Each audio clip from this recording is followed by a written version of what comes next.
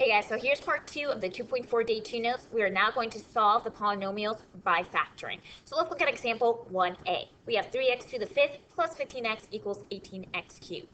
Now, anytime we are solving by factoring, don't forget we always need to set our equation equal to 0.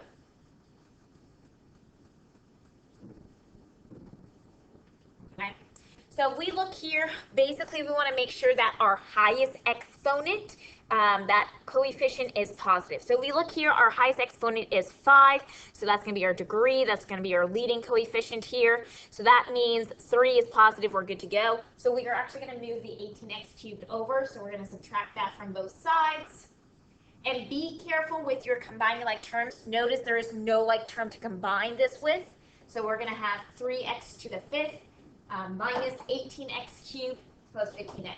And notice I am writing it in standard form because it's going to be a lot easier to factor. Don't forget standard form. That is when we write our polynomial in descending order, basically from largest exponent to smallest. Okay, now before we actually factor this, I want you guys to kind of think to yourself, okay, what is the degree, which we kind of should already know, and how many solutions should we have for this problem? Hopefully you said that, well, we should have 5 solutions because our degree is 5.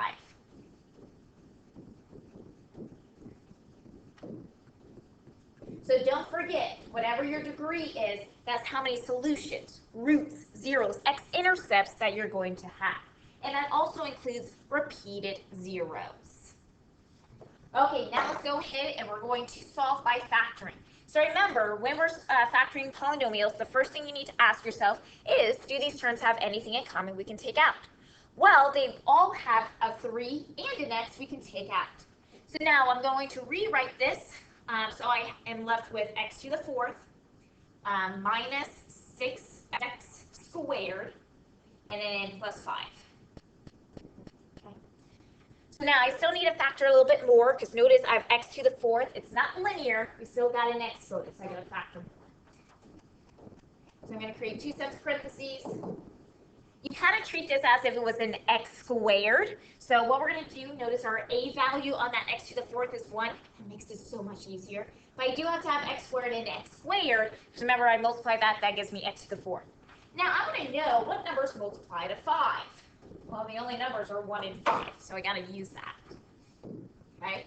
So now here, I want to add up to a negative 6. So both of these are going to be minuses here. Okay? Now we need to look, can we factor any more? Of course, the 3x, we can't factor that. That has an exponent of 1. Anytime we have linear, can't factor more. What about x squared minus 1?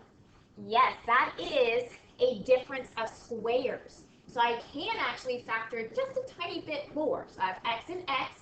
And of course, 1 is a perfect square. What's the square root of it? It's just 1. I need a minus and a plus. Now, what about x squared minus 5? That is not a difference of squares. So actually, we can't factor it anymore. So I'm just going to leave it as x squared minus 5 equals 0.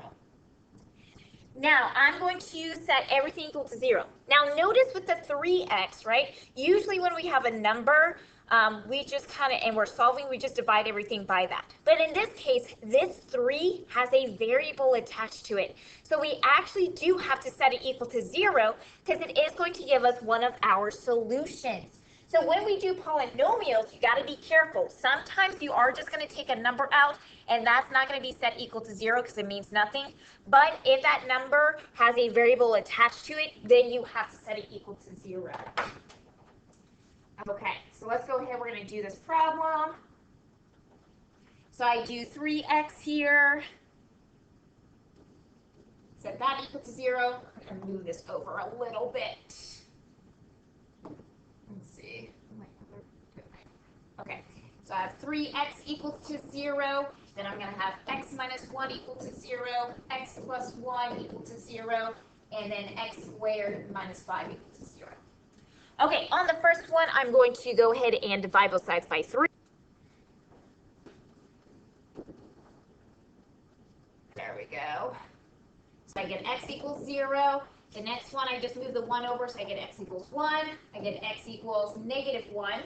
Okay, this one I move the 5 over by adding. Now I do take the square root of both sides. So I get x equals Now, first, is 5 a perfect square? No. Is there a perfect square that goes into 5? No. So we just leave the 5 underneath the square root. But don't forget, we need to have the plus minus sign outside of the square root of 5. So now let's count to see if we get 5 solutions. So x equals 0, that's 1. X equals 1, that's another 1. X equals negative 3, that's 3. And now the x equals plus minus square root of 5, that counts for 2 because you have positive square root of 5 and negative square root of 5. So we do get 5 solutions here. Okay, make sure you watch part 3. We're just going to do the other problem, solving by factoring.